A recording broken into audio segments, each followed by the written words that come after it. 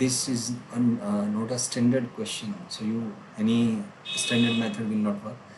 We have to analyze using graphs. So we know that the graph corresponding to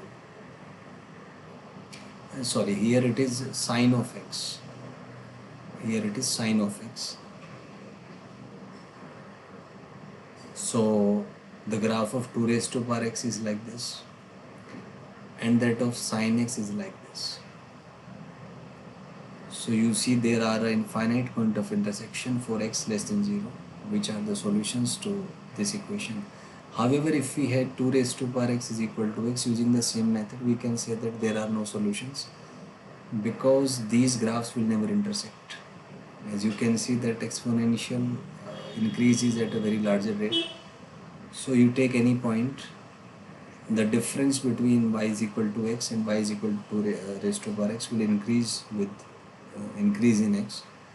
So they never gonna meet, or we can say that they'll meet at infinity. So there is a virtual solution when x tends to infinity.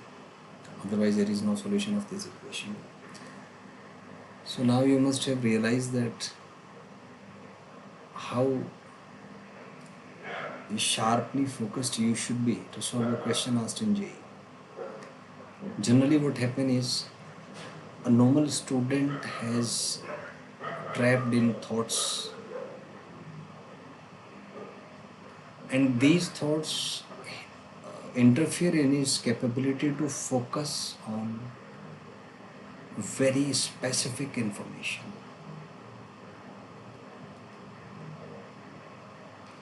Just feel what happened to you when I ask you this question. Something must have changed within you. You must have felt a certain uncomfortable feeling from your mind. There is something inside you which must have tried to shift your focus and run away from solving the problem.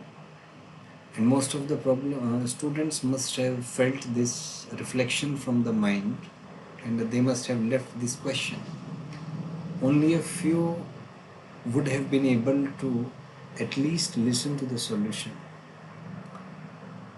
because they have complex mind-brain algorithms. They have developed complex mind-brain algorithms. So if you just feel like running away and were unable to bear the brunt of pressure of this question, then you have weak mind-brain algorithms. Whereas if you continue, you have a complex mind-brain algorithm.